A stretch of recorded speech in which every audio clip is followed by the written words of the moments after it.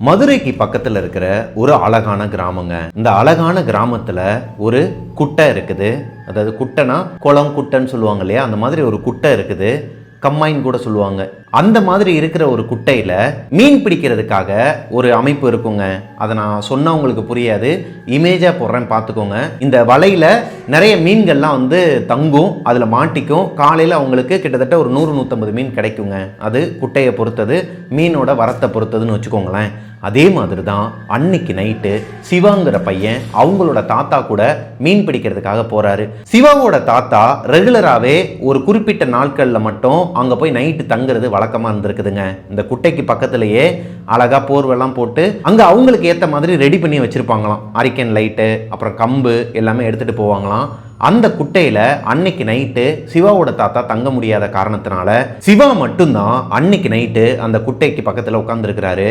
அவருக்கு ரொம்ப நேரமாகவே பொழுது போகலைங்கிற காரணத்தினால கொஞ்ச நேரம் அந்த மீன்கள்லாம் வந்து எப்படி அந்த வலையில் மாட்டுதுன்னு சொல்லிட்டு பார்க்கலான்னு எட்டி பார்த்துருக்கிறாருங்க. ரொம்ப நேரமாகவே கருப்பு கலரில் அந்த வலை போட்டு வச்சிருக்கிற இடத்துக்கு உள்ள ஒரு மாதிரி மட்டுலாம் இருக்கும் இல்லையா, அதனால ஆல்மோஸ்ட் அது பிளாக் கலரில் தான் இருக்குமா. நிலா வெளிச்சத்துக்கு கிட்டத்தட்ட மிட் நைட் 1 மணிக்கு இந்த சம்பவம் நடக்குதுங்க.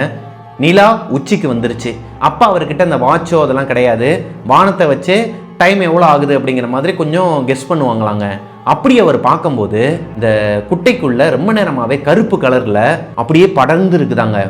ஒரு பர்டிகுலர் ஏரியா மட்டும் படர்ந்து இருந்திருக்குது. என்னடா அது, ஒரு மீனை கூட காணோம், கருப்பு கலரில் இருக்குது. நேரம் மீன் வந்து இருந்துச்சுன்னா லைட்டானாலும் மேலே தண்ணி கொஞ்சம் கொஞ்சமாக முட்டை முட்டையாக வருமாங்க, இல்லைன்னா மீனே மேலே வருமா. அது எப்படி கிட்டத்தட்ட ஒரு 10 நிமிஷமாகவே வச்சக்கண்ணு எடுக்காமல் அங்கேயே பார்த்துக்கிட்டு இருக்கிறோம். அந்த தண்ணி எதுவுமே கலங்கவும் மாட்டேங்குது, அதுக்குள்ள இந்த மீன் எதுவுமே வரமாட்டேங்குது, முட்டையும் வரமாட்டேங்குன்னு சொல்லிட்டு அதிர்ச்சியா பார்த்துக்கிட்டே இருந்திருக்கிறாருங்க. கொஞ்ச நேரத்துக்கு அப்புறமா தான் சிவாவுக்கு ஒரு விஷயம் தெரிய வருது. அது மட்டுனால கலங்கி போன தண்ணி கிடையாது, அதாவது அந்த இடம் கருப்பா இல்லை, அது ஒரு கருப்பு உருவம். அது லெஃப்ட் சைட்லையும் ரைட் சைட்லையும் மாற்றி மாற்றி நகண்டது மட்டும் இல்லாமல் ஒரு ஃப்ராக்ஷன் ஆஃப் த செகண்டில் டக்குன்னு மறைஞ்சிருக்குதுங்க. அந்த இடத்த விட்டு மேலேயும் வரல, தண்ணிக்குள்ளேயும் போகலை, அப்படியே மறைஞ்சிருச்சான். தண்ணியோட கலரே வேற மாதிரி மாறி இருக்குதுங்க. இதை பார்த்ததுமே சிவாவுக்கு ஒரு பயம் வந்திருக்குது. சிவா மட்டும்தான் தனியாக அந்த குட்டைக்கு பக்கத்தில் உட்காந்துருக்கிறாரு. இப்போ வேமா ஓடி போயிட்டு போர்வெல்லாம் போட்டு வச்சிருக்கிறாங்க இல்லையா, பாயெல்லாம் போட்டு படுக்க கூட இல்லையாங்க, உட்கார்ந்து இருந்திருக்கிறாரு. ரொம்ப நேரமாவே அவரை தாண்டிலும் யாரோ ஒருத்தர் அந்த குட்டைக்கு பக்கத்தில் நிற்கிற மாதிரியான ஒரு உணர்வு அவருக்கு இருந்திருக்குதுங்க. அது போக இவருக்கு பக்கத்திலேயே நடந்து போயிட்டு இருக்கிறாங்களாம், இவரை சுற்றி சுற்றி நடந்து போயிட்டு இருக்கிறாங்களாம். இவரால் நல்லாவே உணர முடியுது.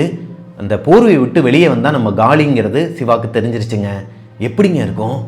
அவரோட இஷ்ட தெய்வங்கள் எல்லாத்தையுமே மனசில் நினச்சிக்கிட்டு ஒரு பக்கம் தைரியத்தை வரவழைச்சாலும் அவருக்குள்ள ஒரு பயம் இருக்குதுங்க. அவ்வளவுதான், நம்ம இன்னைக்கு நைட்டு தாண்ட மாட்டோம், செத்துருவோம் அப்படிங்கிற மாதிரியே இருந்திருக்கிறாரு. ஆனால் அந்த இடத்துல இருந்து அந்த உருவம் திடீர்னு இவரை சுற்றி நடந்துட்டு இருந்துச்சு இல்லையா, அந்த உருவம் தண்ணிக்குள்ளே யாராச்சும் ஒருத்தவங்க குதிச்சாங்கன்னா இப்படி சத்தம் கேட்கும் இல்லையா, இந்த மாதிரி ஒரு சத்தம் கேட்டிருக்குது. அதுக்கப்புறமா இவருக்கு பக்கத்தில் யாருமே இல்லையாம். இவர் நைட்டு முழுக்க அந்த போர்வைக்குள்ளேயே தான் உட்காந்து வந்துருக்கிறாரு. இவர் அறியாமலே படுத்து தூங்கிட்டாராங்க. அடுத்த நாள் காலையில் உங்கள் தாத்தா அந்த குட்டைக்கு வந்து இவரை எழுப்புறாரு. இவர் பயந்து போய் எந்திரிக்கிறாரு. என்னாச்சுடா, ஏன்டா ஒரு மாதிரி பயந்து போயிருக்கிற, ஏன்டா அப்படி பண்ணி வச்சிருக்கிற அப்படிங்கிற மாதிரி கேட்குறாரு. இவருக்கு ஒன்றுமே புரியலை. எந்திரிச்சு போய் பார்த்தா அந்த மீன்லாம் பிடிக்கிறதுக்கு வலை மாதிரியான ஒரு அமைப்பு போட்டு வச்சிருக்காங்க. அதுக்குள்ளே தான் அந்த கருப்பு உருவம் நின்றுச்சு. இவர் பார்த்தாரு இல்லையா, அந்த இடத்துல இருக்கிற மீன்கள் எல்லாமே இந்த வலையில் மட்டும் மொத்தம் ஒரு 100-150 மீன் மாட்டியிருக்குமாங்க. இந்த 100-150 மீனுமே தலை இருக்குது, வால் இருக்குது, நடுவில் இருக்கிற அந்த சதை பகுதிகள் இருக்குது இல்லையா, நடுவில் இருக்கிற அந்த சதை அது எதுவுமே இல்லையா. அதை யாரோ ஒருத்தவங்க ராவாவே கடிச்சு வச்சிருக்கிறாங்க, கடிச்சு தின்றுருக்குறாங்க. முள்ளு மட்டும்தான் இருக்குதாங்க. இது எப்படி சாத்தியமாகும்? அவங்க தாத்தாவே ஒரு மாதிரி பயந்து போய் தான் கேட்குறாரு, நீ தான் பண்ணியா இல்லை வேற எதனா நடந்துச்சாடா, என்னடா நடந்துச்சுன்னு சொல்லி கேட்கும்போது சிவா அவங்க தாத்தா கிட்ட நடந்த விஷயத்த சொல்கிறாரு. அவங்க தாத்தா சிவாவை கூட்டு போயிட்டு ஒரு கருப்புசாமி கோயிலில் போய் மந்திரிச்சு விட்டு திருநீர் பூசி கூட்டு வந்திருக்கிறாருங்க. இந்த இன்சிடெண்ட்டை சிவாவால் மறக்கவே முடியாதாங்க. இதே மாதிரி இன்சிடெண்ட் உங்களுக்கும் நடந்துருந்துச்சுன்னா கீழே கமெண்ட்டில் சொல்லுங்கள். இதே மாதிரி சிவாவோட வாழ்க்கையில் நடந்த 2 இன்சிடெண்ட் தான் இன்றைக்கி நம்ம ஸ்டோரியில் பார்க்க போகிறோம். ரொம்பவே சுவாரஸ்யமாக இருந்துச்சு, அதே நேரத்தில் ரொம்பவே திகிலாகவும் இருந்துச்சுங்க. ஸ்டோரிக்குள்ளே போகிறதுக்கு முன்னாடி சேனலை சப்ஸ்கிரைப் பண்ணாதவங்க சப்ஸ்கிரைப் பண்ணிடுங்க, பக்கத்தில் இருக்க பெல் ஐக்கானை தட்டி விட்டுருங்க. வாங்க ஷோக்குள்ளே போகலாம். Welcome to our show Devil's Kitchen.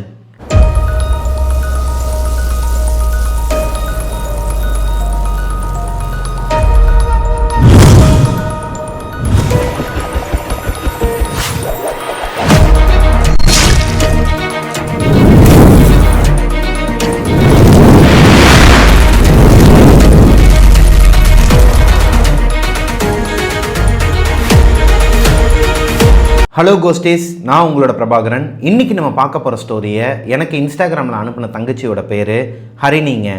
ஹரிணியோட husband பேர் சிவா. இவங்க 2 பேருமே நம்ம டெவில்ஸ் கிச்சன் ஷோவோட மிகப்பெரிய ஃபேனாங்க.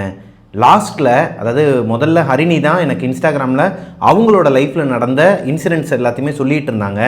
நான் அதுக்கு ரிப்ளை பண்ணதுக்கு அப்புறமா லாஸ்ட்டில் அந்த சிவா பிரதருமே, அதாவது ஹரிணியோட ஹஸ்பண்டுமே என்கிட்ட இன்ஸ்டாகிராமில் பேசினாங்க. டெவில்ஸ் கிச்சனோட ஒரு பெரிய ஃபேன் பிரதர், ஒரு வீடியோ மிஸ் பண்ணாமல் நான் பார்த்துருவேன், உங்களை எனக்கு ரொம்ப பிடிக்கும் அப்படிங்கிற மாதிரி சொல்லியிருந்தாரு. Thank you Siva brother. ஆக்சுவலாக இவங்க 2 பேரோட வாழ்க்கையிலையும் நிறைய அமானுஷங்கள் நடந்திருக்குதுங்க. முக்கியமாக சிவா பிரதரோட வாழ்க்கையில் 2-3 இன்சிடென்ட் நடந்திருக்குது. அதில் ஒரு இன்சிடென்ட் தான் நம்ம ஸ்டார்டிங்கில் பார்த்தோம். வாங்க அவங்களோட மெயினான இன்சிடென்ட்டுக்குள்ளே போகலாம். சாத்தூருக்கு பக்கத்தில் இருக்கிற ஒரு அழகான கிராமம். இந்த கிராமத்தில் தான் ஹரிணி பிறந்திருக்கிறாங்க. அவங்களோட குடும்பத்தில் அம்மா, அப்பா, அவங்களுக்கு கூட பிறந்த ஒரு தங்கச்சி இருக்கிறாங்க. இவங்களோட வாழ்க்கை ஸ்மூத்தாக போயிட்டு இருந்திருக்குதுங்க. சின்ன வயசுலேருந்தே ஹரிணிக்கு இந்த மியூசிக் மேலே ரொம்பவே இன்ட்ரெஸ்ட். இப்போது மதுரையில் இருக்கிற ஒரு மியூசிக் காலேஜில் ஹரிணி ஸ்டூடெண்ட்டாக ஜாயின் பண்ணுறாங்க. மதுரையில் இருக்கிற அந்த மியூசிக் காலேஜில் வச்சு தான் சிவாவையும் பார்க்குறாங்க. சிவாவோட ஃபேமிலியில் ஆல்ரெடி அவங்களோட அப்பா எல்லாருமே கோவிலில் மியூசிக் சம்மந்தமான விஷயங்களில் இருக்கிறவங்க தான். இப்போது சிவாவும் ஹரிணியும் முதல்ல ஒரு மாதிரி சண்டை போட்டுக்கிட்டு ஒருத்தருக்கு ஒருத்தர் பிடிக்காம அப்படி தாங்க இருந்திருக்கிறாங்க. காலப்போக்கில் இவங்களுக்குள்ள ஒரு காதல் வருது. 2 பேருமே லவ் பண்ண ஆரம்பிக்கிறாங்க. ஹரிணி, சிவா இவங்க 2 பேர் லவ் பண்ணுற விஷயம் அவங்க 2 பேரோட வீட்லையுமே தெரியாதாங்க. ஃப்ரெண்ட்ஸ் சர்க்கிளில் ஒரு சிலருக்கு மட்டும்தான் தெரியுமா. இப்போது இவங்க 2 பேருமே சின்சியராக லவ் பண்ணிகிட்டு இருக்கிற அந்த நேரத்தில், காலேஜ் படிச்சுட்டு இருக்க டைமில் சிவாவோட அப்பாவுக்கு ரொம்பவே உடம்பு முடியாமல் போயிருதுங்க. சிவாவோட அப்பாவை ஹாஸ்பிட்டலில் அட்மிட் பண்ணி பார்க்குற ஒரு சூழ்நிலையும் வருது. அது போக ஹாஸ்பிட்டல்லேருந்து அவர் டிஸ்சார்ஜ் ஆகி வீட்டுக்கு வந்தாலுமே அடிக்கடி ஹாஸ்பிட்டலுக்கு போக வேண்டிய ஒரு சூழ்நிலை அவங்க அப்பாவுக்கு வந்திருக்குதுங்க, அந்த டிசீஸ் காரணமாக. அதனாலேயே இவங்களோட சொந்த ஊரான அந்த மதுரைக்கு பக்கத்தில் இருக்கிற கிராமத்திலேருந்து, அங்கே தான் இவங்களுக்கு சொந்த வீடாம் சிவாவோட வீடு. இப்போ சொந்த வீட்டில் இருந்து இவங்களோட ஹாஸ்பிட்டல் பக்கத்தில், அதாவது ஹாஸ்பிட்டலுக்கு நியர்பைலே இருந்தால் ஈஸியாக இருக்குன்னு சொல்லிட்டு அங்கே ஒரு ரெண்டல் ஹவுஸ் பார்த்து இவங்க எல்லாருமே அங்கே மாறிடுறாங்க. சிவாவோட அப்பாவுக்கு உடம்பு முடியாம அவர் ஹாஸ்பிட்டல் அட்மிட் ஆகிருக்கிற இதே டைம்ல சிவாவுக்குமே டெங்கு காய்ச்சலாங்க. சிவாவால் காலேஜை கண்டினியூ பண்ண முடியல. ஹரிணி சிவாவை ரொம்பவே மிஸ் பண்ணுவாங்களாம். அது போக இவங்க 2 பேருமே அவங்களோட வீட்டில் இருக்கும்போது, அதாவது காலேஜ் முடிச்சுட்டு வீட்டுக்கு வந்ததுக்கப்புறமா ஹரிணி வீடியோ காலில் பேசிக்கிட்டு இருப்பாங்களாம். எப்பயுமே மியூட்டில் போட்டு தான் பேசுவாங்களாம். ஹரிணியோட வீட்டில் இருக்கிறவங்களுக்கு தெரியாமல் இருக்கிறக்காண்டி ஹெட்செட் போட்டு மியூட்டில் தான் போட்டு இவங்களால பேச முடியாது இல்லையா, அப்படியே அமைதியாக உட்காந்துருப்பாங்களாம். ஆனால் ஆப்போசிட்டில் இருக்கிற சிவா மியூட்டில் போடாமல் அவங்க வீட்டில் யாருமே இருக்க மாட்டாங்க, சிவா மட்டும்தான் இருப்பாராம். சொந்த வீட்டுக்கு போயிடுறாரு. அவர் டெங்கு காய்ச்சலுங்கிறனால அங்கே அவரோட சொந்த ஊருக்கு போயிடுறாரு. சொந்த வீட்டில் தான் இருக்கிறாரு. அது போக அந்த டெங்கு காய்ச்சல்லாம் முடிஞ்சதுக்கப்புறமா அந்த கோவிலில் அவங்க அப்பாவோட வேலை இருக்கும் இல்லையா, அந்த வேலை சிவாவுக்கு வந்துடுது. இப்போ அவரால் காலேஜை கண்டினியூ பண்ண முடியாமல் போயிடுதுங்க சிவாவால் ஒரு கட்டத்துக்கு மேலே. இப்போது சிவா அவங்களோட சொந்த ஊர் சொந்த வீட்டில் இருந்துக்கிட்டு அவங்களோட கோவிலுக்கு அவங்க அப்பாவோட வேலையை கண்டினியூ பண்ணிக்கிட்டு அவரோட லைஃப்பை வாழ்ந்துக்கிட்டு இருக்கிறாரு.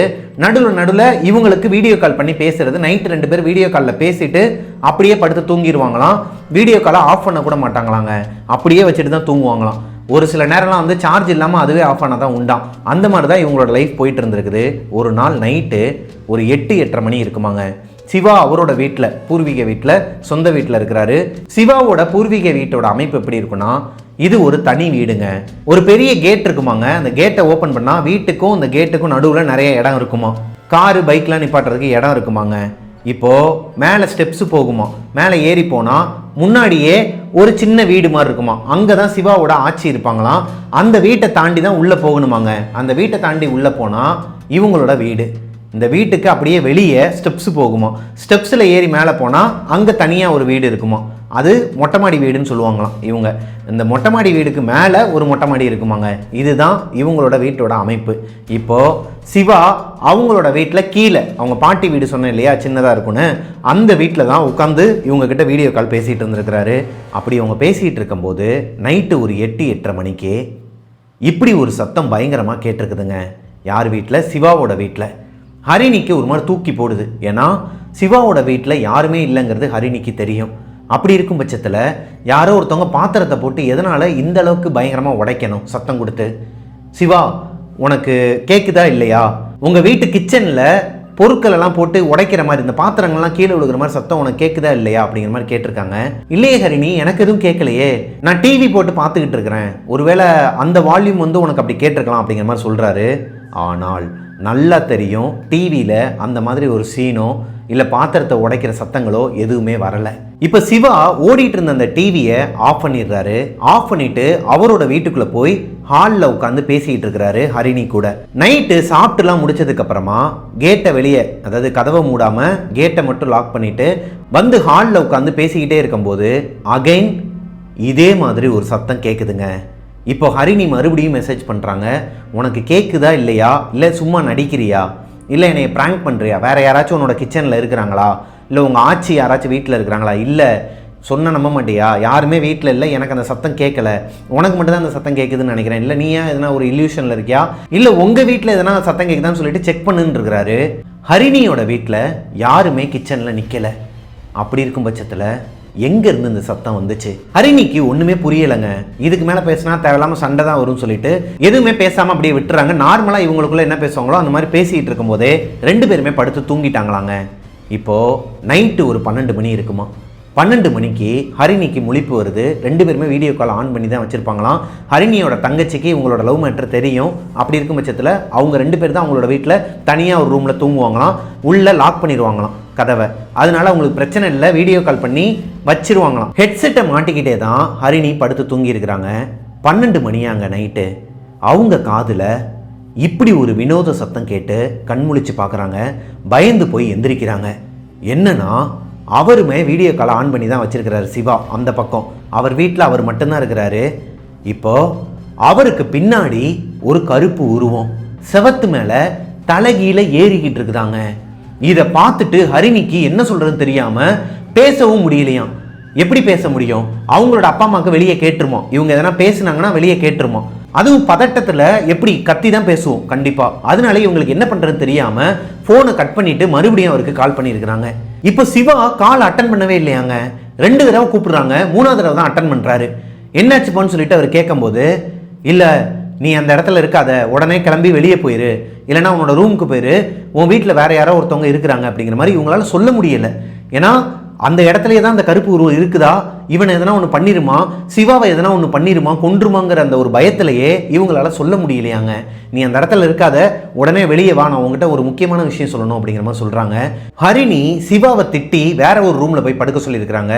அவங்களோட, அதாவது சிவாவோட அம்மாச்சி வீடு இருக்கு இல்லையா, முன்னாடியே நான் சொன்னேன் இல்லையா உள்ளுக்குள்ளே வரும்போது ஒரு பாட்டியோட வீடு இருக்குன்னு, அந்த வீட்டுக்குள்ளே போய் படுத்து தூங்கிட்டாராங்க. என்னன்னு சொல்லி கேட்க ஹரிணி, நான் எதாக இருந்தாலும் மார்னிங் பேசுகிறேன், நீ எதுவுமே கேட்காத படுத்து தூங்கிருன்னு சொல்லிட்டு ஃபோனை கட் பண்ணிடுறாங்க. அடுத்த நாள் காலையில் ஹரிணி சிவாவுக்கு கால் பண்ணி கேட்கும்போது, என்னடா அது, உனக்கு முதுகுக்கு பின்னாடி ஒரு பிளாக் கலரில் ஒரு உருவத்தை பார்த்தேன், உன்னால் அதை ஃபீல் பண்ண முடிஞ்சா இல்லையா, நீ வேற வீட்டில் தனியாக இருக்கிற, எனக்கு பயமாயிருச்சு, வீட்டிலேருந்து என்னால் பேசவும் முடியலன்னு சொல்லிட்டு அழுது இருக்கிறாங்க. அப்போது இவரோட வாய்ஸ் ஒரு மாதிரி இருந்திருக்குதுங்க. ஓ அப்படியா, சரி சரி ஓகே ஓகே, நான் அதை கவனிக்கலை அப்படிங்கிற மாதிரி பேசியிருக்கிறாரு. இவர் பயந்துருக்கணும் இல்லையா, என்னடி சொல்ற, பேக் சைடில் ஒரு உருவமா, எப்போ பார்த்தா என்ன ஏதுன்னு சொல்லி தானே கேட்டிருக்கணும். சிவாவோட வார்த்தையில சில தடுமாற்றங்களை பார்த்ததுக்கு அப்புறமா ஹரிணிக்கு ஒரு விஷயம் புரியுது. என்னமோ நடந்திருக்குது, என்கிட்ட மறைக்கிற, என்ன நடந்துச்சுன்னு சொல்லுன்னு சொல்லி கேட்குறாங்க. இவர் ரொம்ப நேரமாக சமாளிக்க பார்க்குறாரு. ஹரிணி அதட்டி கேட்டதுக்கு அப்புறமா சொல்ல ஆரம்பிக்கிறாருங்க. அன்னைக்கு நைட்டு சிவா ஹரிணி கிட்ட பேசிகிட்டு இருக்கும்போது ஹரிணி படுத்து தூங்கிட்டாங்க. சிவாவுக்கு ஒரு மாதிரி புழுக்கமாக இருந்திருக்குதுங்க. வீடியோ காலில் தான் இருந்திருக்கிறாங்க ஹரிணி. அவங்க தூங்குறத இவர் பார்த்துட்டு தான் இருந்திருக்கிறாரு. எந்திரிச்சு போயிட்டு வெளியே இருக்கிற கதவெல்லாம் ஓப்பன் பண்ணி விட்டுருக்கிறாரு, விண்டோஸையும் ஓப்பன் பண்ணி விட்டுருக்கிறாரு, கேட்டை மட்டும் தான் லாக் பண்ணியிருக்கிறாரு, வெளி கேட்டை காத்து வரதுக்காக. ஏன்னா சிவாவோட அப்பாவை ஹாஸ்பிட்டல் அட்மிட் பண்ணியிருக்கிறாங்க இல்லையா, ஹாஸ்பிட்டலுக்கு பக்கத்துலேயே ஒரு வீடு ரெண்டலுக்கு எடுத்த காரணத்தினால இங்கே இருக்கிற ஃபேன்ஸ் எல்லாத்தையுமே கலட்டிட்டு போய் அங்கே மாட்டியிருக்கிறாங்க. இந்த வீட்டில் மொத்தத்துக்கே ஒரே ஒரு ஃபேன் தான் இருக்குதாங்க. அன்னைக்கு நைட்டு ஒரு 11:30 மணி இருக்குமாங்க. 12 மணிக்கு தான் இவங்க எந்திரிச்சு பார்த்துருக்குறாங்க ஹரிணி.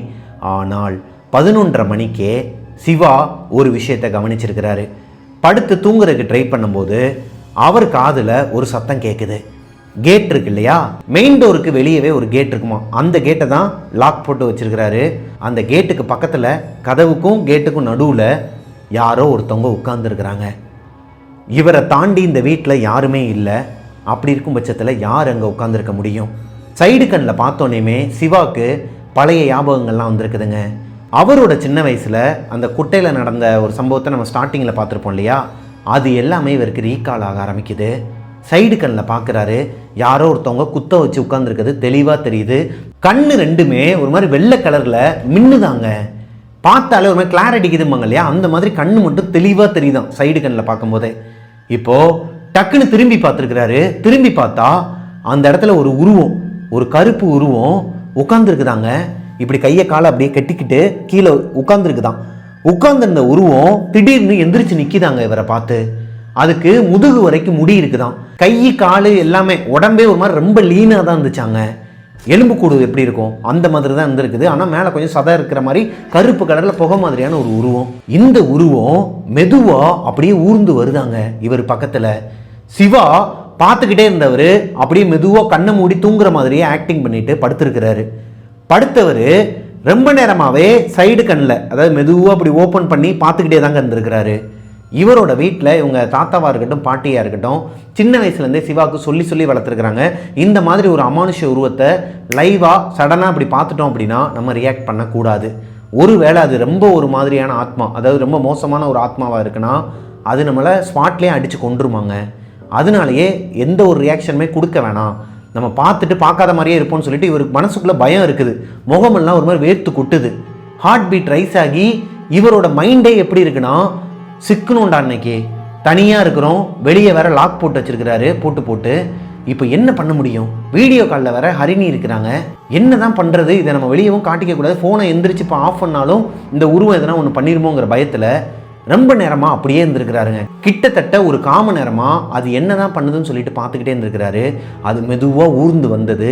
இவருக்கு ஆப்போசிட்டில் இருக்கிற அந்த செவத்து மேலே அப்படியே ஏறுதாங்க, ரிவர்ஸில் ஏறுதான். அதோட தலை அப்படியே இப்படி திரும்பி படங்கள்லாம் பார்க்குற மாதிரி கழுத்து அப்படி திரும்பிக்கிச்சாங்க. திரும்பிட்டு அதுக்கு கழுத்துங்கிறதே அவர் எப்படி தெரிஞ்சுக்கிறாருன்னா முடியவும் கண்ணையும் வச்சு தான் தெரிஞ்சுக்கிறாரு. முகமே இல்லையாம், முகத்தில் முடி கண்ணு மட்டும்தான் அவருக்கு தெரியுது. இப்போ அந்த செவத்து மேலே மெதுவாக ஏறி சீலிங் மேலே வந்து நிற்கிதாங்க. இவர் இப்படி படுத்தவர் மேலே பார்த்த மாதிரி கண்ணை அப்படியே மெதுவாக திறந்து பார்த்துருக்கிறாரு. மேலே இருந்து பார்த்துக்கிட்டு இருக்குதாங்க இவரை. எப்படிங்க இருக்கும்? இவருக்கு என்ன பண்ணுறதுனே தெரியாமல் முழிச்சிட்டு இருந்த இந்த நேரத்தில் தான் அந்த உருவம் பயங்கரமாக இப்படி ஒரு சத்தத்தை போட்டிருக்குது. இந்த சத்தத்தில் தான் ஹரிணி எந்திரிச்சிருக்கிறாங்க. ஹரிணி எந்திரிச்ச உடனேமே இவரால் ரிப்ளை பண்ண முடியலை. எங்கே இவர் ரிப்ளை பண்ணார்னா, ஹரிணியை எதனா பண்ணிடுமோ, அவங்களோட வீட்டுக்கே இதால் போக முடியுமா, அவங்கள போய் எதனா ஒன்று பண்ணிடுமோ அப்படிங்கிற ஒரு பயத்தில் எந்த ஒரு ரெஸ்பான்ஸுமே பண்ணாமல் தாக்கு பிடிச்சிருக்கிறாரு. ஆனால் ஹரிணி 2-3 தடவை கால் பண்ணிக்கிட்டே இருந்ததை பார்த்துட்டு டக்குன்னு இவர் எந்திரிச்சிருக்கிறாரு. அந்த கருப்பு உருவம் இவர் கண்ணு முன்னாடியே மறைஞ்சு போச்சாங்க, காத்துல கலந்துருச்சாங்க, எங்க போச்சுன்னே தெரியலையா. இப்போ ஹரிணி கிட்ட எதுவுமே நடக்காத மாதிரி இவரும் காட்டிக்கிறாரு. அவங்களும் இவர்கிட்ட எதுவுமே நடக்காத மாதிரி காட்டிக்கிட்டு காலையில சொல்றேன்னு சொல்லிட்டு போன் வச்சிருக்காங்க. இதுதான் நடந்திருக்குது நைட்டு. இந்த இன்சிடென்ட் நடந்து அடுத்து ஒரு 6 மாசத்திலேயே ஹரிணி சிவா இவங்க 2 பேருமே லவ் பண்ற விஷயத்த வீட்டில் சொல்லிடுறாங்க. இவங்க 2 பேருமே வேற வேற கேஸ்ட்டுங்க. அதனாலயா என்னன்னு தெரியல, இவங்க வீட்டில் 2 பேரோட பேரண்ட்ஸுமே ஒத்துக்கலை. இவங்க 2 பேரும் ஓடி போய் கல்யாணம் பண்ணிக்கிறாங்க. இவங்களோட வாழ்க்கையை தனியாகவே ஆரம்பிக்கிறாங்க. அடுத்து ஒரு வாரத்திலேயே 2 பேரோட குடும்பமே வந்து பேசி காம்ப்ரமைஸ் பண்ணி மறுபடியும், அதாவது அசிங்கமாயிரும் ஊருக்குள்ளன்னு சொல்லிட்டு மறுபடியும் இவங்களுக்கு கல்யாணம் பண்ணி வைக்கிறாங்க. எல்லா சொந்தக்காரங்களையும் கூப்பிட்டு கல்யாணம் பண்ணி வைக்கிறாங்க முறைப்படி. இப்போ சிவா ஹரிணி இவங்க 2 பேரும், சிவாக்கு இந்த ஃபர்ஸ்ட் சம்பவம் நடந்துச்சு இல்லையா, சிவாக்கு அவரோட வீட்டில் அன்னைக்கு நைட்டு இந்த கருப்பு உருவம் பார்த்தார் இல்லையா, அவங்களோட சொந்த ஊர், அவரோட சொந்த வீடு இருக்கு இல்லையா, அதில் மாடி வீடுன்னு சொன்னேன் இல்லையா, அந்த மாடி வீட்டில் தான் இப்போ இவங்க 2 பேருமே கொடுத்தனும் இருக்கிறாங்க. இவங்க 2 பேருமே அந்த வீட்டுக்கு வந்ததுக்கு அப்புறமா இவங்க லைஃப் நல்லா தாங்க போயிட்டு இருந்திருக்குது. இப்போ வரைக்குமே சிவாவோட வீட்லேயோ ஹரிணியோட வீட்லேயோ அன்னைக்கு நைட்டு சிவாவுக்கு நடந்த அந்த இன்சிடெண்ட்டை பற்றி இவங்க 2 பேருமே ஷேர் பண்ணிக்கலையாங்க. இப்போ அதே வீட்டில் தான் இவங்க தங்க போகிறாங்க ஹரிணி. அதாவது கீழே அந்த சம்பவம் நடந்திருக்குது. இப்போ இவங்க தங்க போகிறது மாடியில் இருக்கிற வீடு தான். இருந்தாலும் ஒரு பயம் இருக்கும் இல்லையா, இந்த வீட்டில் தான் ஒரு கருப்பு உருவத்தை அவங்க ஆல்ரெடி பார்த்துருக்குறாங்க, அதுவும் லைவாகவே பார்த்துருக்குறாங்க ஃபோனில். அப்படி இருக்கும் பட்சத்தில் அதை வெளியே காட்டிக்கலையாங்க. சிவாவோட அப்பா அம்மா 2 பேருமே இவங்களுக்கு கல்யாணமாகி அடுத்து ஒரு 2 நாள் அவங்களோட வீட்டில் வந்து ஸ்டே பண்ணியிருக்கிறாங்க. அதுக்கப்புறமா அவங்க வீட்டில் யாருமே கிடையாது. சிவா ஹரிணி மட்டும்தான் தனியாக மாடி வீட்டில் தங்கியிருக்கிறாங்க. இப்போ நாட்கள் கொஞ்சம் கொஞ்சமாக போக ஆரம்பிக்குதுங்க. ஹரிணிக்கு மனசுக்குள்ளே இருக்கிற பயம் இன்னுமே இன்க்ரீஸ் ஆக ஆரம்பிக்குது. ஏன்னா சிவா வேலைக்கு கிளம்பி போயிடுவார், ஹரிணியுமே காலேஜ் படிச்சுக்கிட்டு இருக்கிறாங்க, ஃபைனல் இயர் படிச்சுக்கிட்டு இருக்கிறாங்க. அதை கம்ப்ளீட் பண்ணிடலாம்னு சொல்லிட்டு இவங்க வீட்லேயும் எல்லாருமே ஒத்துக்கிறாங்க. அதாவது முக்கியமாக சிவா வந்து ஒத்துழைச்சிருக்கிறாருங்க, நீ படிப்பை வந்து முடிச்சிரு, அதை அப்படியே விட்டுறாதுன்னு சொல்லிட்டு சப்போர்ட் தான் பண்ணியிருக்கிறாரு.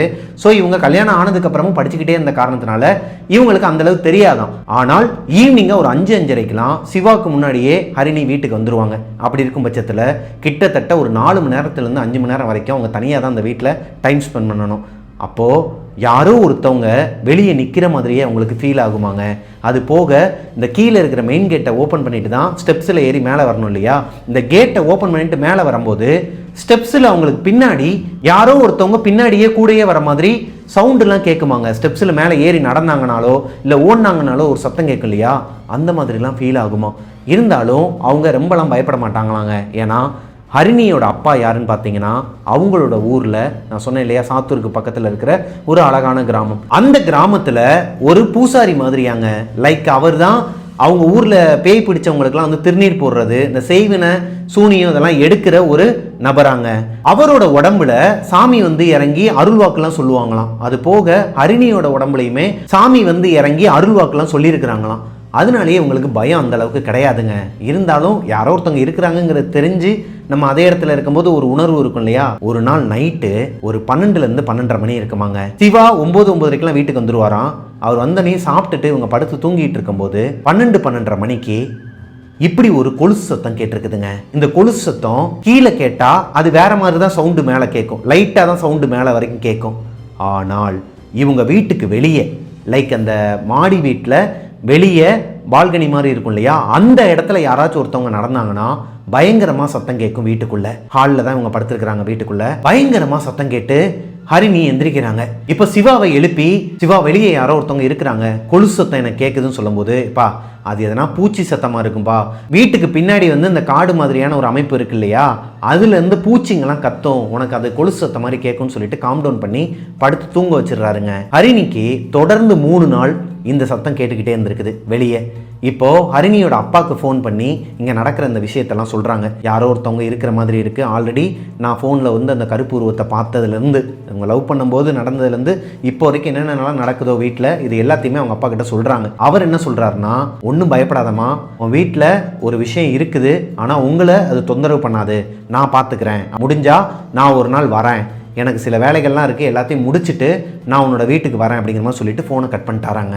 அன்னைக்கு ஒரு நாள் நைட்டு 8 மணி இருக்குமாங்க. சிவா வேலை விஷயமா வெளியே போயிடுறாரு. ஹரிணி மட்டும்தான் வீட்டில் தனியாக இருக்கிறாங்க. அவங்க கிச்சனில் வேலை பார்த்துட்டு இருக்கும்போது வெளியே ஒரு சத்தம் கேட்குதுங்க. யாரோ ஒருத்தவங்க வேமா அந்த மாடிப்படியில் ஏறி, இந்த ஸ்டெப்ஸில் ஏறி இவங்களோட டோர் கிட்ட வந்து நிற்கிற மாதிரியான ஒரு சத்தமும் கேட்குது. இவங்களால உணரவும் முடியுது யாரோ ஒருத்தவங்க வந்திருக்கிறாங்கன்னு. ஹரிணிக்கு நல்லா தெரியும், சிவா வந்தார்னா அவரோட எக்ஸல் சவுண்டு இவங்களுக்கு கேட்கும்.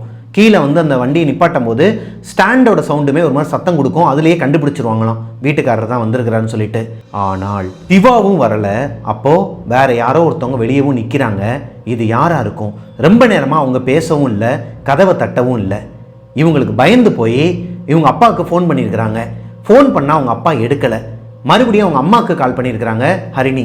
இப்போ அவங்க அம்மா அட்டன் பண்ண உடனே நடந்த இந்த விஷயத்தெல்லாம் சொல்லி அழுதுகிட்டே பயந்துருக்கிறாங்க.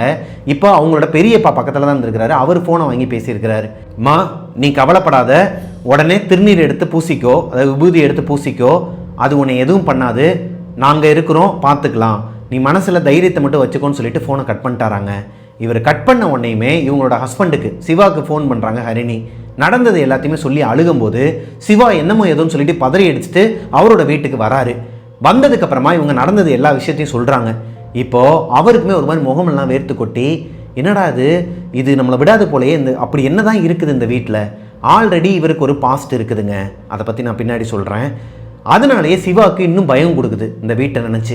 இப்போ சிவாவோட மாமனாருக்கு, அதாவது ஹரிணியோட அப்பாவுக்கு சிவாவே கால் பண்ணி நடந்தது எல்லாத்தையும் இந்த மாதிரி சொல்கிறார். இப்படிலாம் இருக்குது, என்ன பண்ணுறதுன்னு தெரிலங்கும் போது அவர் என்ன சொல்கிறாருன்னா, நான் ஒரு நாள் வரேன் வீட்டுக்கு, உங்கள் 2 பேருக்குமே விபூதி பூசி விட்றேன், அது போக நான் ஒரு கோவிலுக்கு கூப்பிட்டு போகிறேன், நீங்கள் என் கூட வாங்க 2 பேருமே அப்படிங்கிற மாதிரி சொல்லியிருக்கிறாருங்க. இப்போ பேசிட்டு ஃபோனை கட் பண்ணதுக்கப்புறமா இவங்க 2 பேரும் படுத்து தூங்கிட்டாங்களாம். அன்னைக்கு நைட்டு ஒரு 1 மணி இருக்குமாங்க. வெளியே யாரோ ஒருத்தவங்க நடமாடுற மாதிரியான சத்தங்கள், அது போக யாரோ ஒருத்தவங்க பயங்கரமாக இப்படி கதவை தட்டுற சத்தமும் கேட்டிருக்குது. இவங்க 2 பேருக்குமே ஒரே ஒரு விஷயந்தான். ஹரிணியோட அப்பா என்ன சொல்லியிருக்கிறாருன்னா, இன்றைக்கி நைட்டு முழுக்க வெளியே என்ன சத்தம் கேட்டாலும் நீங்கள் கதவை திறந்து பார்க்காதீங்க, கதவை திறந்து வெளியே போகாதீங்க, விண்டோவை கூட ஓப்பன் பண்ணி பார்க்காதீங்க, முழுக்க முழுக்க சாமியை மனசில் நினச்சிக்கிட்டு விபூதியை மட்டும் பூசிக்கிட்டு படுத்து தூங்கிடுங்க, எதை பற்றியும் கவலைப்படாதீங்க அப்படிங்கிற மாதிரி சொல்லியிருக்கிறாரு. அதன் அடிப்படையில் நைட்டு எவ்வளவோ சத்தங்கள் கேட்டும் ஹஸ்பண்ட் அண்ட் ஒய்ஃப் 2 பேருமே வெளியே போகவும் இல்லை, எட்டி கூட பார்க்கலையாங்க. ஆனால் 2 பேருமே முழிச்சு தான் இருந்திருக்கிறாங்க, சரியான தூக்கமும் கிடையாது. விடிய காலையில் ஒரு 6-6:30 மணி இருக்குமாங்க. சிவா மெயின் டோரை ஓப்பன் பண்ணிட்டு வெளியே வந்து பார்க்கும்போது அம்மிக்கல் இருக்கு இல்லையா, இந்த அம்மிக்கல்ல அவ்வளோ சீக்கிரம் யாராலையும் தூக்க முடியாதுங்க. இன்னொன்று, யாருமே அந்த வீட்டுக்கு வரலை, மனுஷனாவோ இல்லை நம்ம சொந்தக்காரங்களாவோ யாருமே ஒருத்தவங்க அங்கே வரலை. அப்படி இருக்கும் பட்சத்தில் அந்த அம்மிக்கல்லை தூக்கி யாரோ ஒருத்தவங்க கீழே போட்டு வச்சுருக்கிறாங்களாம். மேலே இருந்த அம்மிக்கல்லை கீழே தள்ளி விட்டுருக்குறாங்களாம். இது எப்படி சாத்தியமாகும்? இந்த அம்மிக்கல் கீழே விழுந்த சத்தமும் அவங்களுக்கு நைட்டு கேட்கல. அப்போ என்ன தான் நடக்குது இந்த வீட்டில்? யார் இருக்கிறா? இப்போ காலையில் மறுபடியும் ஹரிணியோட அப்பாவுக்கு ஃபோன் பண்ணுறாரு சிவா. ஃபோன் பண்ணும்போது அவங்க அப்பா என்ன சொல்கிறாருன்னா, இது ஒன்றும் பிரச்சனை இல்லை, அந்த உருவத்தை முழுசாக விரட்ட முடியாது, அது கீழே தான் இருக்கும், ஆனால் இதுக்கப்புறம் மேலே வந்து உங்களை டிஸ்டர்ப் பண்ணாது, நான் பார்த்துக்கிறேன், நானே உங்கள் வீட்டுக்கு வரேன், சீக்கிரமாக வந்துடுறேன் அப்படின்னு சொல்லிட்டு ஃபோனை கட் பண்ணிட்டாராங்க. இந்த சம்பவம் நடந்ததுக்கப்புறமா அடுத்த 2 வாரத்தில் சிவாவோட அப்பா அம்மா 2 பேர் ரெண்டல் ஹவுஸில் இருக்கிறாங்க இல்லையா, ஹாஸ்பிட்டல் பக்கத்தில், அவங்க 2 பேரும் அந்த வீட்டை காலி பண்ணிவிட்டு மறுபடியும் அவங்களோட வீட்டுக்கே குடி வந்துடுறாங்க. அவங்க கிட்ட இங்கே நடந்த எந்த விஷயத்தையுமே சிவாவோ ஹரிணியும் சொல்லலை. சொன்னாலும் நம்ப மாட்டாங்கன்னு சொல்லிட்டு ஹரிணி தான் சிவாவை சொல்ல வேணான்னு சொல்லிட்டாங்களாங்க. இப்போ ஒரு 3 மாதமாகவே எந்த ஒரு தொந்தரவுமே இல்லை. அவங்க அப்பா சொன்ன மாதிரி, ஹரிணியோட அப்பா சொன்ன மாதிரியே இவங்களை யாருமே டிஸ்டர்ப் பண்ணலை. ஆனால் இவங்களோட அப்பா அம்மா 2 பேர் கீழே வந்ததுக்கப்புறமா அடுத்த 3 மாதத்துக்கு அப்புறம் இவங்களுக்கு மறுபடியும் நிறைய பேரநார்மல் ஆக்டிவிட்டிலாம் நடக்க ஆரம்பிச்சிருக்குதுங்க. என்னன்னா, வீட்டில் வச்ச இடத்துல ஒரு பொருள் இருக்காதாங்க, முக்கியமாக கத்தி அடிக்கடி காணாமல் போயிருமா. அடுத்த நாள் காலையில் அதே இடத்துல இருக்குமா. எந்த இடத்துல இவங்க வச்சாங்கன்னு சொல்லிட்டு ஹரிணிக்கு ஞாபகம் இருக்குமாங்க, ஆனால் அது அந்த இடத்துல இருக்காதான். இப்படி போயிட்டு இங்கிட்ட வந்து பார்த்தோன்னா அந்த இடத்துல அந்த கத்தி இருக்காதான். வீட்டில் இவங்க மட்டும்தான் தனியாகவே இருப்பாங்களாம் மோஸ்ட்லி. அப்படி இருக்கும்போது இவங்க கூடயே யாரோ ஒருத்தவங்க இருக்கிற மாதிரி ஒரு ப்ரெசன்ஸை ஃபீல் பண்ண முடியுமாங்க ஹரிணியால். ஹரிணியை யாரோ ஒருத்தவங்க பக்கத்துலேயே இருந்து தொட்டு கூப்பிட்ற மாதிரிலாம் ஃபீல் ஆகுமாங்க. நல்லாவே தெரியுமா. யாரோ ஒருத்தவங்க இங்கே கை வைப்பாங்களாம், இடுப்பில் கை வைப்பாங்களாம், பின்னாடி திரும்பி பார்த்தா யாருமே இருக்க மாட்டாங்களாம். இவங்களோட பேரை சொல்லியே கூப்பிடுவாங்களாம். ஆனால் அந்த வீட்டில் இவங்க மட்டும்தான் இருப்பாங்களாங்க. இவங்களுக்கு பயம் அதிகமாகிக்கிட்டே தாங்க இருந்திருக்குது. ஒரு நாள் நைட்டு இவங்களுக்கு பிசிஓடி ப்ராப்ளம் இருக்குதாங்க. அதனால் இவங்களுக்கு இந்த மாசமாக இருக்கிறது இதெல்லாம் வந்து ஒரு வேளை டவுட் வந்துச்சு அப்படின்னா நேராக ஹாஸ்பிட்டல் போய் தான் செக் பண்ணுவாங்களாம். இவங்களோட வீட்டில் செக் பண்ண மாட்டாங்களாம். அப்படி தான் அன்றைக்கி ஒரு நாள் நைட்டு ஒரு 7 மணிலேருந்து 8 மணிக்குள்ளே இவங்களுக்கு ஒரு ஃபீல் கொடுத்துருக்குது. மாசமாக இருக்கிறோமா இல்லையாங்கிற ஒரு டவுட் வரும் இல்லையா. காலையில் போயிட்டு ஹாஸ்பிட்டலில் பார்த்துடலாம்னு சொல்லிட்டு மனசில் நினச்சிட்டு இப்போ சிவா வந்ததுக்கப்புறமா அவர்கிட்ட எதுவுமே சொல்லலை.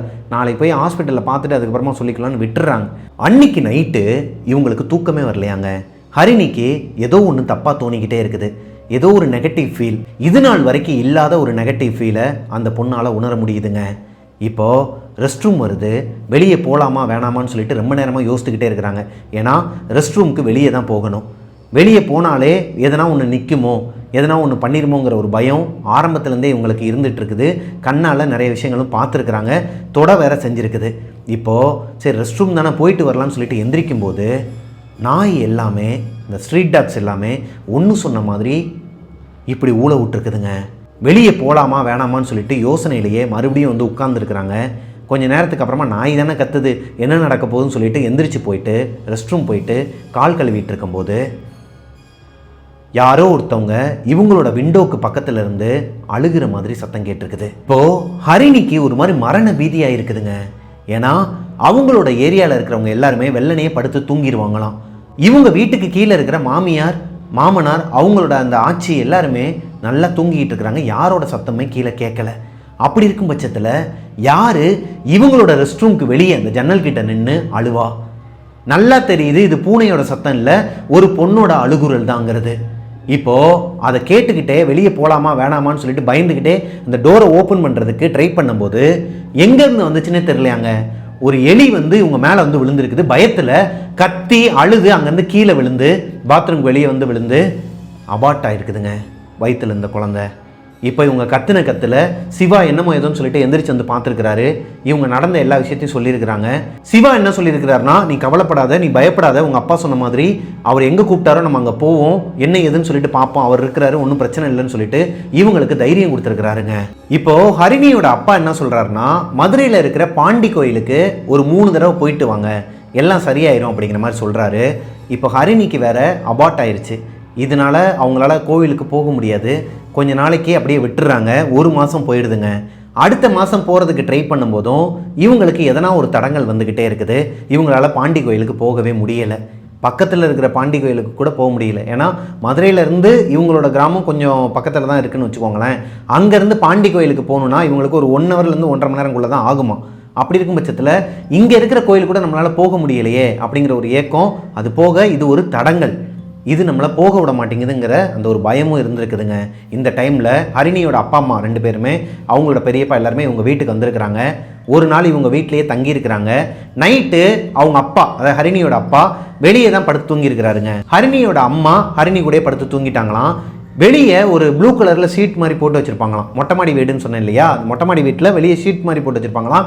அந்த ஷீட்டுக்கு வெளியவே பாய் விரித்து படுத்துருந்துருக்கிறாரு. அடுத்த நாள் காலையில் எந்திரிச்சதுமே அவங்க அப்பா கிட்ட போயிட்டு சிவாவும் ஹரிணியும் கேட்டிருக்கிறாங்க, என்னாச்சுப்பா, எதனா தெரிஞ்சுதா, எதனா இருக்குதா, இல்லை நாங்கள் எப்படி என்ன பண்ணுறேன்னே தெரியலை, கொஞ்சம் நீங்கள் தான் சொல்யூஷன் சொல்லணுங்கும்போது, அதுவும் பாண்டி கோயிலுக்கு போகவே முடியலைன்னு சொல்லும்போது, 1 இல்லை 2 இருக்குது, இந்த வீட்டில் 2 ஆத்மா இருக்குது, நீங்கள் உடனே பாண்டி கோயிலுக்கு போய் ஆகணும், ஒரு 3 தடவை எப்படியாச்சும் போயிட்டு வந்துருங்க. இப்போ செவ்வாய்க்கிழமைன்னு வச்சுக்கோங்களேன், இந்த வாரம் செவ்வாய்க்கிழமை நான் போனேன்னா அடுத்த வாரம் செவ்வாய்க்கிழமை, அதுக்கு அடுத்த வாரம், இந்த மாதிரி 3 செவ்வாய்க்கிழமை போகணும். இல்லை வெள்ளிக்கிழமைனா இந்த வெள்ளிக்கிழமை, அடுத்த வெள்ளிக்கிழமை, 3 இதே மாதிரி 3 வெள்ளிக்கிழமை, சரியா? இதுதான் அவர் கொடுத்த நாளுங்க. இப்போது இவங்க போகிறதுக்கு எவ்வளவோ ட்ரை பண்ணியிருக்கிறாங்க. பாண்டி கோயிலுக்கு போகணும்னு பேச்சு எடுத்தாலே ஒன்று இவங்க மாமனாருக்கோ இல்லை மாமியாருக்கோ உடம்பு முடியாமல் போயிருமா, இல்லை இவங்க ஹஸ்பண்டுக்கு எதனா ஒரு வேலை வந்துருமா, இல்லை ஹரிணிக்கு உடம்பு முடியாமல் போயிருமா, இப்படியே மாற்றி மாற்றி ஏகப்பட்ட தடங்கல்கள் வந்துக்கிட்டே இருக்குதுங்க. இது எல்லாத்தையுமே மீறி ஃபஸ்ட்டு தடவையாக பாண்டி கோயிலுக்கு போயிடுறாங்க. போனதுக்கப்புறமா அவங்க அப்பா சொன்ன மாதிரியே அங்கே பாலாபிஷேகம் பண்ணுவாங்களாம் பாண்டி ஐயாக்கு. அந்த பாலாபிஷேகம் பண்ண அந்த தீர்த்தம் இருக்கு இல்லையா, அதை எடுத்துகிட்டு வந்து வீட்டில் தெளிக்க சொல்லியிருக்கிறாரு. அவர் என்ன சொன்னாரோ அதை அப்படியே ஹரிணியும் சிவாவும் பண்ணியிருக்கிறாங்க. அடுத்து ஒரு 3 நாளில் எந்த ஒரு ஆக்டிவிட்டீஸுமே இல்லையாங்க வீட்டில். இந்த பேய் சம்மந்தப்பட்ட எந்த ஒரு ஆக்டிவிட்டீஸுமே இல்லை. ஒரு வழியாக ஹரிணியோட அப்பா சொன்ன மாதிரியே பாண்டி கோயிலுக்கு 3 தடவை, அதாவது 3 வாரமே போயிட்டு வந்து கம்ப்ளீட் பண்ணிடுறாங்க. இது பண்ணதுக்கு அப்புறமா தான் அவங்க வீட்டில் எந்த ஒரு ஆக்டிவிட்டீஸுமே இல்லாமல் இருந்திருக்குதுங்க. இந்த கத்தி காணாமல் போய் அடுத்த நாள் காலையில் தான் கிடைக்கும்னு சொன்னாங்க இல்லையா, அது போக அவங்கள யாரோ ஒருத்தவங்க தொடுற மாதிரியான உணர்வுலாம் இருக்குன்னாங்க இல்லையா, அந்த மாதிரி எந்த ஒரு ஆக்டிவிட்டீஸுமே இவங்க வீட்டில் நடக்கலை. நல்லா தான் போயிட்டு இருந்திருக்குது. ஒரு நாள் ஹரிணி அவங்களோட காலேஜ், இந்த ஃபைனல் இயர் சொன்னேன் இல்லையா, காலேஜ் முடிச்சுட்டு ஹரிணி பஸ் ஸ்டாண்ட்லேருந்து அவங்களோட வீட்டுக்கு நடந்து தான் வருவாங்களாங்க. பஸ் ஸ்டாப்லேருந்து இவங்களோட வீட்டுக்கு ஒரு 1.5 கிலோமீட்டர்லேருந்து 2 கிலோமீட்டர் இருக்குமா. ரோட்லேருந்து பார்த்தாலே இவங்களோட வீடு, அதாவது இவங்களோட வீடு மாடியில் இருக்கு இல்லையா, மாடி வீடு தான், அவங்களோட மாடி தெரியுமா, மொட்டை மாடி வரைக்கும் தெரியுமா. அப்படி இருக்கும் பட்சத்தில் அவங்க ரோட்டில் நடந்து வந்துக்கிட்டே அவங்க வீட்டை பார்த்துக்கிட்டே வரும்போது இவங்க வீட்டுக்கு வெளியே, மாடியில் இருக்கிற ஹரிணியோட வீட்டுக்கு வெளியே கருப்பு கலரில் குண்டா ஒரு உருவம் நின்றுக்கிட்டு இருந்திருக்குது, மேலே நின்றுட்டு இருந்திருக்குது. இதை பார்த்துருக்குறாங்க. பார்த்துக்கிட்டே வரும்போது அங்கே மேலே காயிற துணியெல்லாம் காற்றுல ஆடிக்கிட்டே இருக்கும் இல்லையா, இதையும் பார்க்குறாங்க, கவனிக்கிறாங்க. இவங்க பார்த்துட்டு ஒரு செகண்ட் வந்து ஒரு மாதிரி உள்ளுக்குள்ளே பயம் வருது. என்னடா அது, அப்பா சொன்ன மாதிரி பாண்டி கோயிலுக்குலாம் போயிட்டு வந்துட்டோம், இப்போ தான் அந்த அமானுஷங்கள் எதுவுமே நடக்கிறது இல்லைன்னு சொல்லிட்டு கொஞ்சம் ஹாப்பியாக இருந்தால் மறுபடியும் ஏதோ ஒரு உருவம் மேலே நிற்குதுன்னு சொல்லிட்டு கீழே குனிஞ்சிட்டு கண்ணை கசக்கிட்டு மேலே பார்த்துருக்காங்க. மேலே யாருமே இல்லை. ஆனால் கிட்டக்க வர வர வர அந்த உருவம் நிற்கிறது இவங்களுக்கு நல்லாவே தெரிஞ்சிருக்குது. இப்போது ஹரிணி கேட்டை ஓப்பன் பண்ணிவிட்டு மேலே போகிறதுக்கே பயந்துருக்குறாங்க. இவங்களோட மாமியார் மாமனார் கீழே தான் இருக்கிறாங்க. அவங்க கூட அந்த அளவுக்கு பேச்சு வச்சுக்க மாட்டாங்களாம். ஏன்னா அவங்களும் இவங்க கூட அந்த அளவுக்கு பேச்சு வச்சுக்க மாட்டாங்களாம்.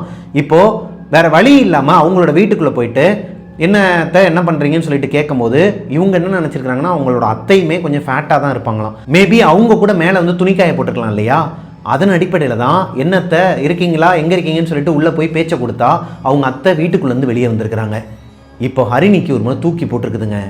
அவங்க அத்தை வேற ஒரு மாதிரி மூஞ்சில் அடித்த மாதிரி தான் பேசுவாங்களாம் எதுனாலும்.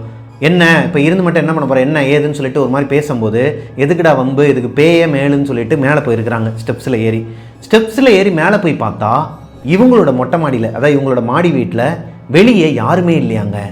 அப்போது ஹரிணி பார்த்த அந்த கருப்பு உருவம் யார்? இவங்களுக்கு ஒரே குழப்பம்.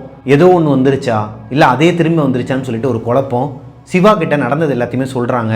இப்போ சிவாவுக்கு என்ன சொல்கிறதுனே தெரியாமல் இருந்துச்சுன்னா கூட நம்மளை டிஸ்டர்ப் பண்ணல, நம்ம வந்து அதை கண்டுக்காமல் அது மாதிரி நீயும் தனியாக இருக்கும்போது கொஞ்சம் கேர்ஃபுல்லாக இருந்துக்கோ, இல்லை நான் வந்ததுக்கப்புறம் கூட நீ வீட்டுக்கு வா அப்படின்னு சொல்லிட்டு என்ன சொல்கிறதுனே தெரியாமல் ஏதோ சொல்லிட்டு இருந்திருக்கிறாருங்க.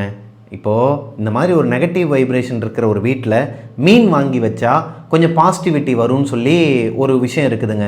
அதனாலேயே 3 கோல்டு ஃபிஷ் வாங்கி வச்சுருக்கிறாங்க. வீட்டில் வாங்கி வச்சு 3ஆவது நாள்லேயே இந்த 3 கோல்டு ஃபிஷ்ஷுமே இறந்துருச்சாங்க. ரொம்ப ஆசையாக வாங்கிட்டு வந்து அதுங்களுக்கு பேர்லாம் வச்சு அது கொஞ்சம் அப்போ தான் இன்வால்வ் ஆகியிருக்கிறாங்க இந்த 3 நாளில். இவங்களுக்கும் மைண்டு கொஞ்சம் காமாக இருக்கிற நேரத்தில் அந்த 3 மீனுமே ஒரு நாள் காலையில், அதாவது 4வது நாள் காலையில் இறந்து போய் கிடக்குதான். இது ஒரு பேட் சைன் தான்.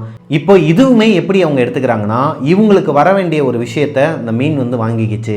இதை நம்ம பிருந்தாவன் நகர் வீட்டில் இருக்கும்போ அஞ்சலி வந்து மாசமாக இருந்த டைமில் நானே சொல்லியிருப்பேன், மீன்லாம் வந்து நாங்கள் வாங்கி வைப்போம், அந்த வீட்டில் வந்து டக்குன்னு இறந்துரும். இந்த கோல்டு ஃபிஷ் பொதுவாகவே கரெக்டான மெயின்டெனன்ஸ் இல்லைன்னு வச்சுக்கோங்களேன், ஒரு வாரத்துலேருந்து 10 நாளுக்குள்ளே இறந்துரும்னு சொல்லிட்டு பொதுவான விஷயந்தான். ஆனால் வாங்கிட்டு வந்து 2 நாள்லேயே வந்து இறந்து போகிறது, 3 நாள்லேயே வந்து இறந்து போகிறதுங்கிறதெல்லாம் இது அன்பிலீவபிள் தாங்க. அப்படி இறக்கும்போது நம்ம தெரிஞ்சுக்கலாம், நம்ம வீட்டில் வந்து ஒரு கெட்ட சக்தி இருக்குது, அதனால் நமக்கு வர வேண்டிய ஒரு விஷயத்த இந்த மீன் வந்து வாங்கிக்கிச்சுங்கிறது அர்த்தங்க. இது உண்மையான விஷயந்தான். ஏன்னா அது என்னோடய லைஃப்லேயே நடந்திருக்குது. இந்த மீன்கள்லாம் இறந்து அடுத்த 2 நாளில் சிவாக்கு லங்ஸ் ப்ராப்ளம்னால ஹாஸ்பிட்டலில் அட்மிட் பண்ணுறாங்க. நல்லா இருந்த மனுஷன் திடீர்னு லங்ஸ் ப்ராப்ளம் வந்து ஹாஸ்பிட்டலில் அட்மிட் பண்ணுற நிலைமைக்கு போகிறாரு. அவருக்கு ரொம்பவே சிவியரான ஒரு கண்டிஷன்லேயும் இருக்கிறாரு. இவங்களுக்கு ஒன்றுமே புரியலை, என்னடா அது அடுத்தடுத்து அடிமேல் அடியாக விழுந்துக்கிட்டே இருக்குது. அப்பா சொன்னாரேன்னு சொல்லிட்டு நம்ம பாண்டி கோயிலுக்கு போயிட்டு வந்தோம், கொஞ்ச நாளைக்கு நல்லா இருந்தோம், ஒரு 3 மாதத்துக்கு நல்லா இருந்தோம். மறுபடியும் நம்ம சிரிக்கிறது பொறுக்காமல் மறுபடியும் இந்த கருப்பு உருவம் ஏன் இப்படி பண்ணணும், யார் இந்த கருப்பு உருவம், எதனால் இவங்களையே வந்து நோண்டிக்கிட்டு இருக்குன்னு சொல்லிட்டு டெய்லியுமே அழுவாங்களாங்க.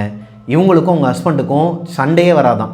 லவ் மேரேஜுங்கிறனால சண்டை வந்தாலுமே அடுத்த ஒரு 2 நிமிஷத்தில் யாராச்சும் ஒருத்தர் சமாதானமாக பேசிடுவாங்களாம். அப்படி இருக்கும் பட்சத்தில் ஹாஸ்பிட்டலில் உடம்பியாமல் அட்மிட் ஆகிருக்கிற சிவா, ஹரிணி இவங்க 2 பேருக்குமே ஹாஸ்பிட்டலில் வச்சு சண்டை வருவாங்க.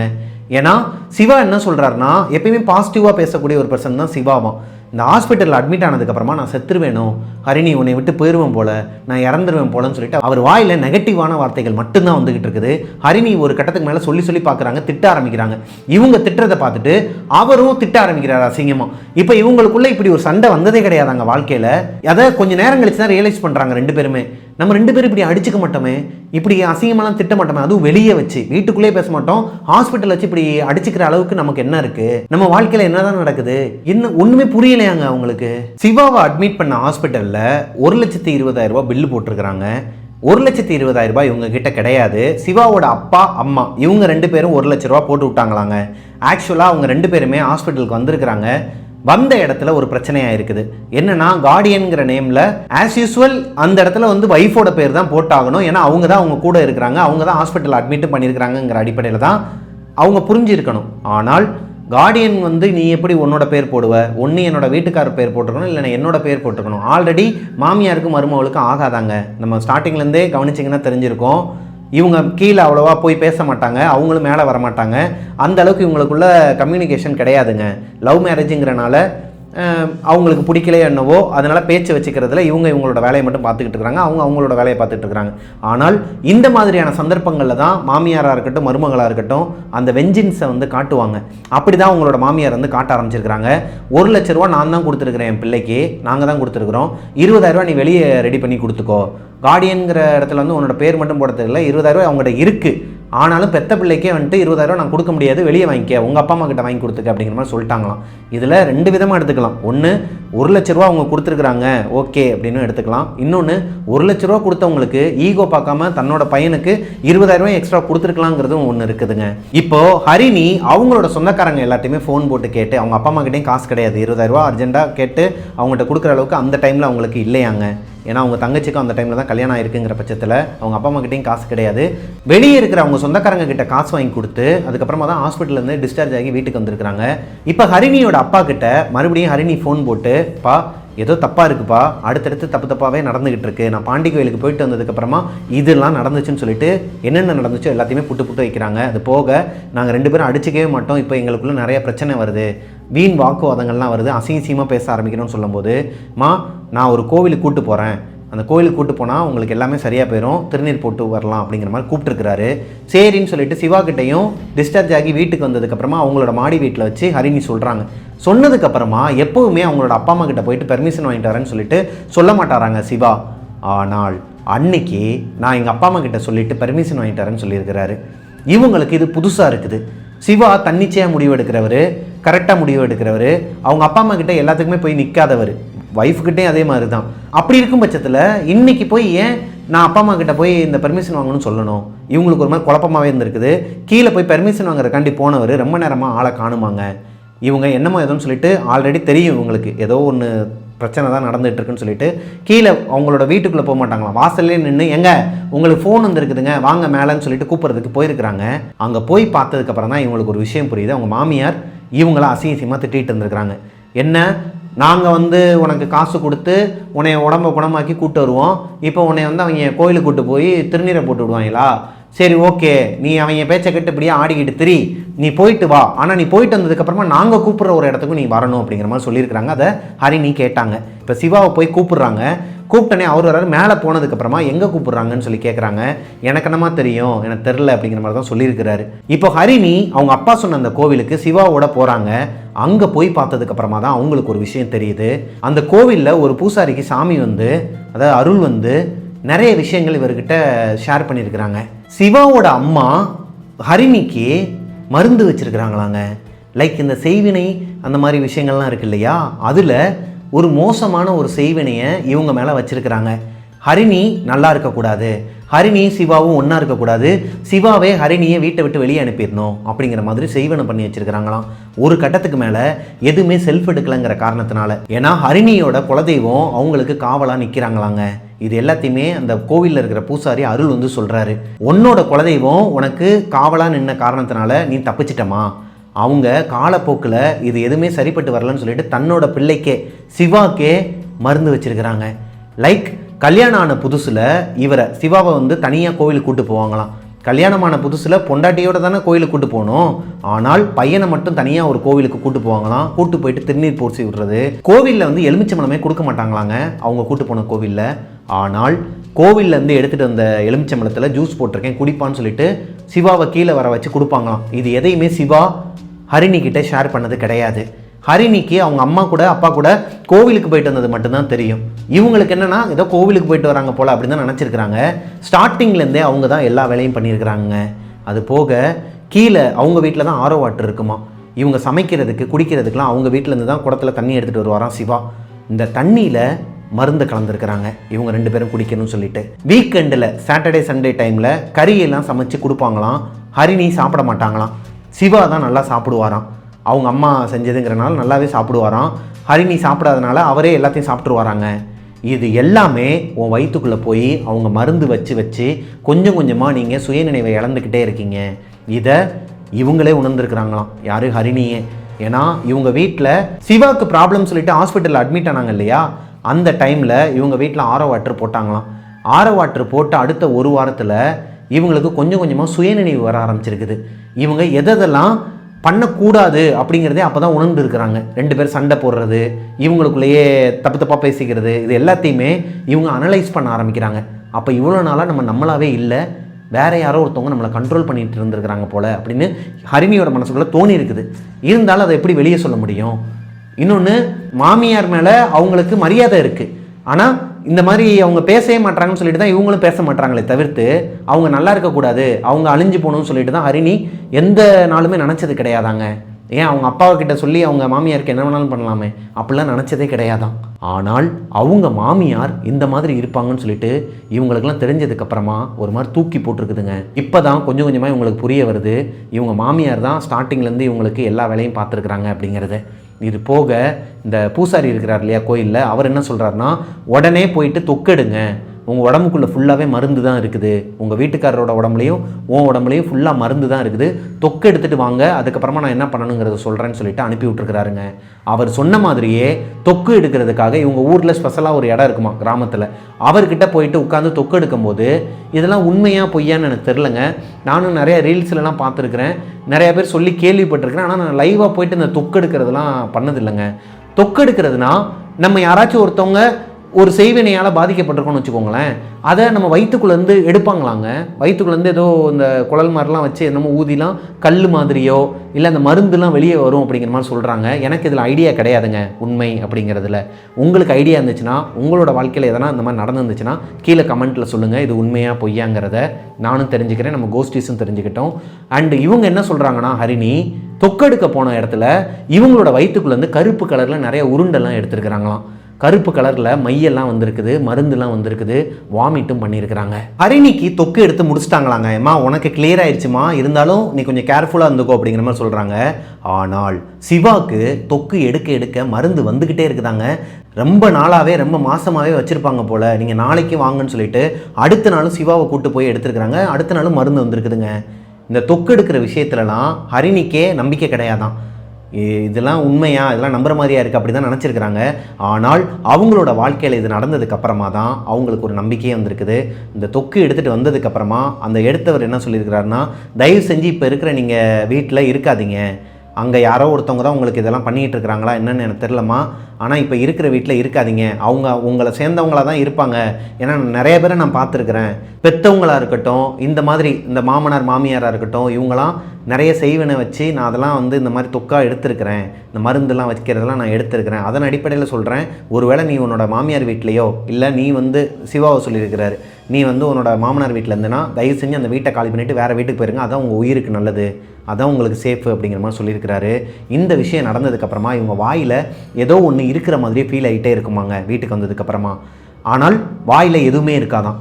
ஹரிணிக்கு மட்டும்தான் அப்படி இருக்குன்னு சொல்லிட்டு சிவா கிட்ட கேட்டால் சிவாவுக்குமே ஒரு மாதிரி நம்மன்ட்டு ஏதோ வாய்க்குள்ளேயே ஏதோ ஒன்று இருக்கிற மாதிரியே ஃபீல் ஆகுமாங்க. லைக் ஏதோ ஒரு புகை மாதிரியான ஒரு விஷயம், அது என்னன்னே சொல்ல முடியலை, அவங்களால தெளிவாக சொல்ல முடியலை. இப்போது இந்த சம்பவத்துக்கு அப்புறமா இந்த வீடை காலி பண்ணிவிட்டு வேறு ஒரு வீட்டுக்கு போயிட்டாங்களாங்க. இதுக்கு மேலே இந்த வீட்டில் இருக்கக்கூடாது, உயிருக்கு சேஃப் கிடையாது. ஹரிணியை பொறுத்த வரைக்கும் என்னென்னா, அவங்க மாமியார் மேலே செம்ம கோபமாக இருக்கிறாங்க.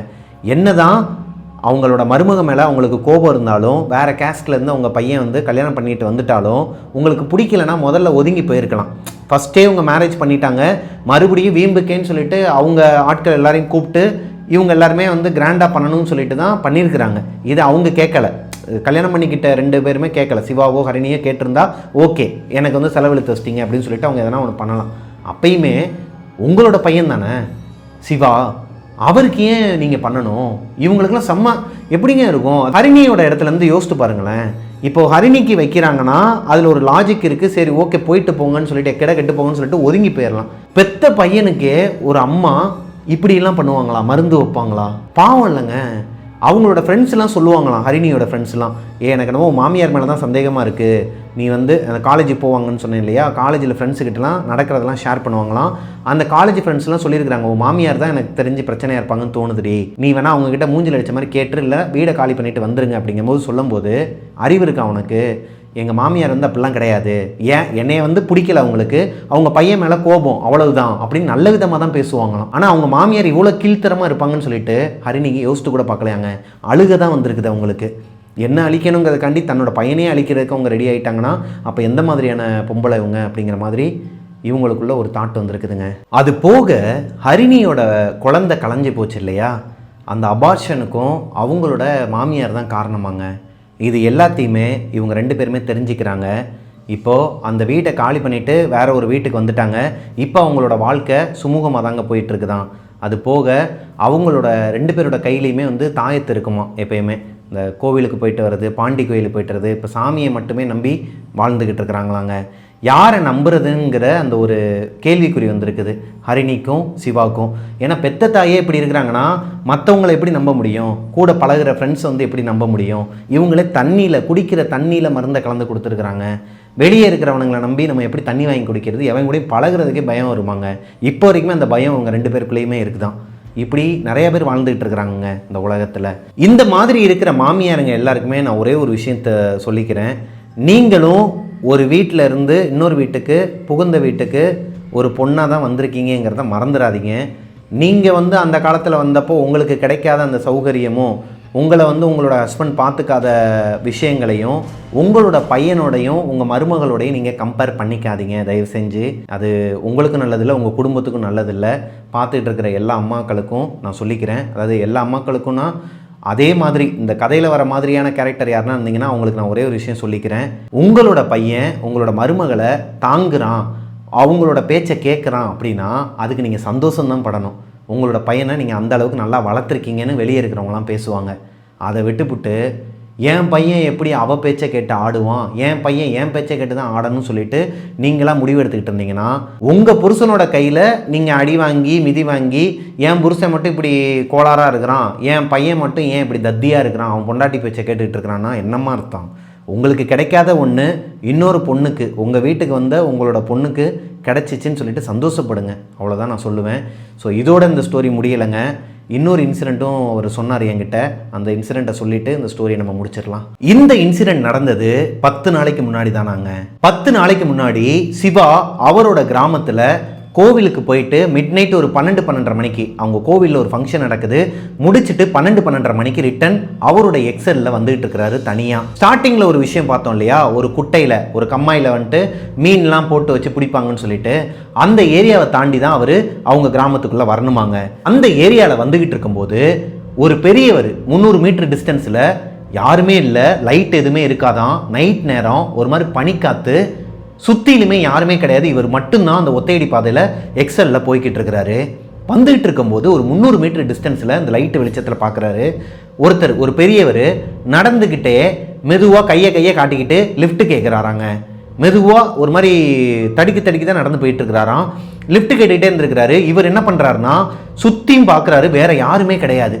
ஆல்ரெடி இந்த இடத்துல அவருக்கு ஒரு இன்சிடெண்ட் வேறு நடந்திருக்குது. பயம் மனசில். கருப்பசாமினா இவருக்கு ரொம்ப பிடிக்குமாங்க. கருப்பசாமியை மனசில் நினச்சிக்கிட்டு அவரோட கோவிலுக்கு தான் ஒரு ஃபங்க்ஷனுக்காக போயிட்டு வந்திருக்கிறாரு மியூசிக் சம்மந்தமாக. அப்படி போயிட்டு ரிட்டன் வரும்போது தான் இப்படி ஒரு சம்பவம் நடந்துகிட்டு இருக்கு. அவர் மனசில் நினச்சிக்கிட்டு வேகமாக ரைஸ் பண்ணியிருக்கிறாருங்க.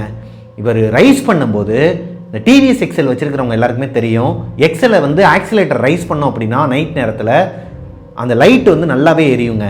நல்லா ரைஸ் பண்ணோன்னா இப்போ மீடியமாக எரிஞ்சிட்டு இருக்க பல்ப் நல்லாவே எரியும் முன்னாடி ஹெட்லைட்டில். அப்படி அது கொஞ்சம் வெளிச்சம் அதிகமாக கிடைக்கும்போது இவர் ஒரு விஷயத்தை பார்த்துருக்கிறாரு. முன்னாடி போயிட்டு இருக்குது ஒரு மனுஷனே கிடையாது, 8 அடியில் ஒரு கருப்பு உருவமாங்க. 8 அடி இருக்குதான். அந்த உருவத்துக்கு வயிறு அளவுக்கு தான் இவரே இருப்பாராம் இந்த வண்டியில் உட்காந்துருக்கும் போது. அந்த உருவம் நின்று இவரை பார்த்துக்கிட்டு இருக்குதாங்க.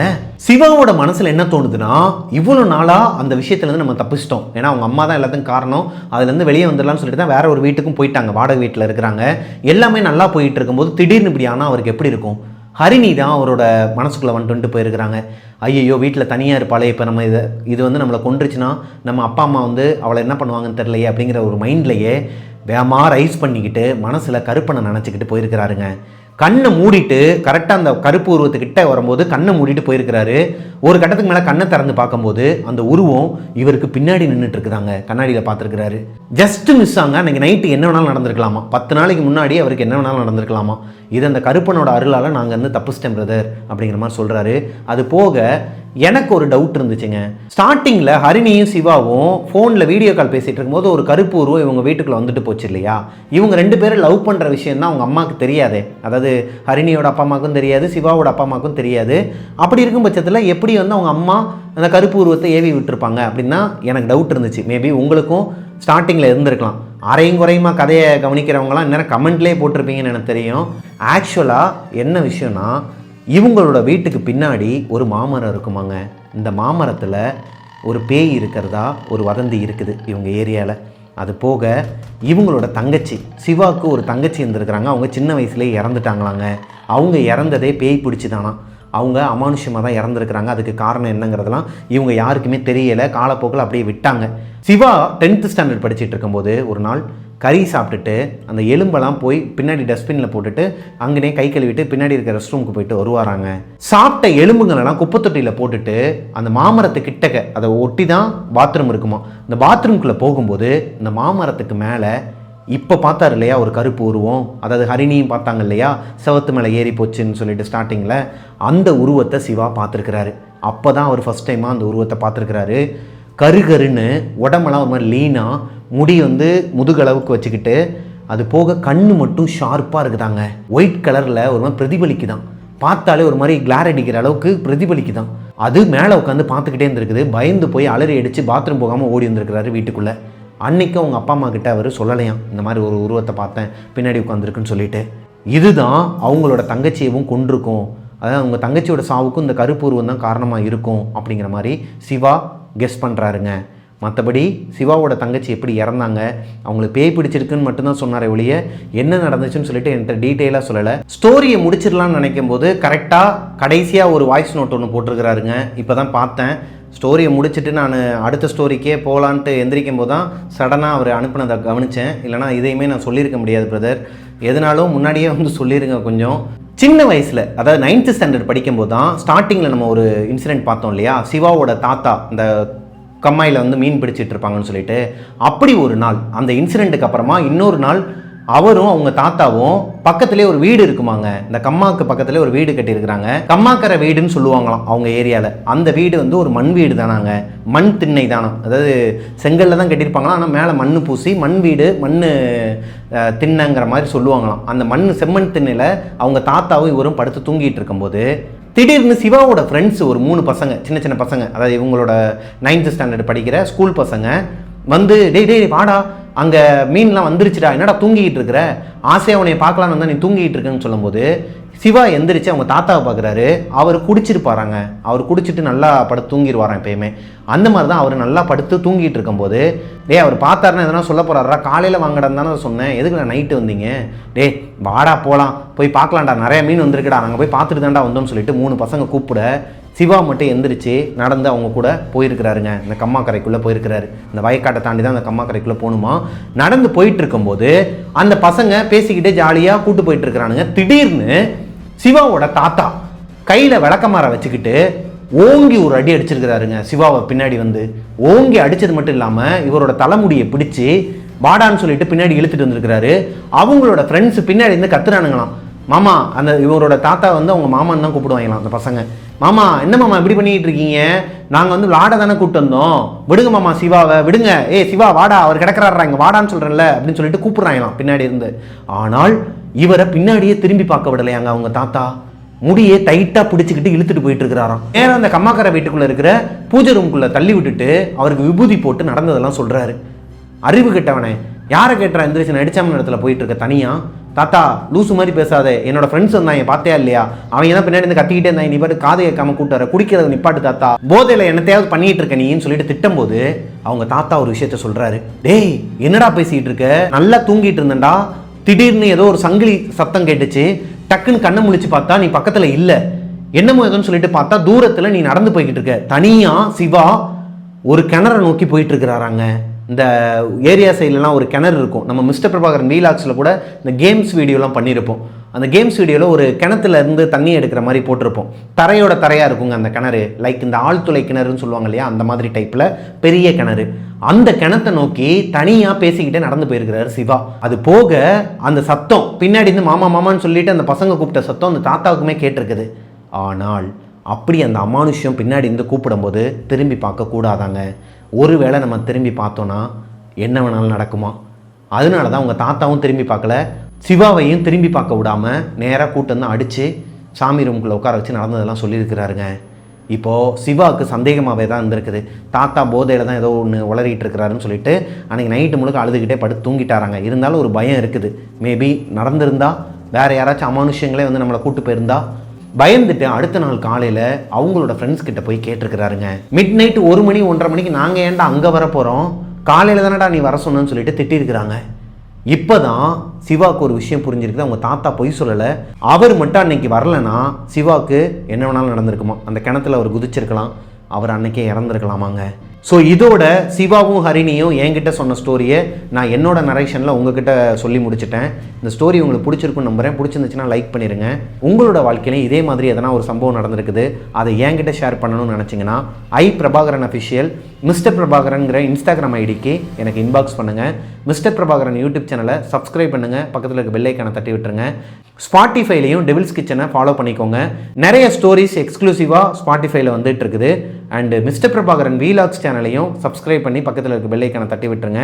ஆக்சுவலாக மிஸ்டர் பிரபாகரன் வீலாக்ஸாக இருக்கட்டும், அஞ்சலி பிரபாகரனாக இருக்கட்டும், எல்லா சேனலுமே பார்க்குற ஒரு கப்புள்ஸ் தாங்க. இவங்களோட ஒரிஜினல் பேரையோ ஊரையோ சொல்ல வேணாம்னு சொன்ன காரணத்தினால நான் எல்லாமே புனைப்பெயர்கள் வச்சு சொன்னேன். இவங்களோட ஒரிஜினல் பேர் எதுவுமே நான் மென்ஷன் பண்ணலைங்க.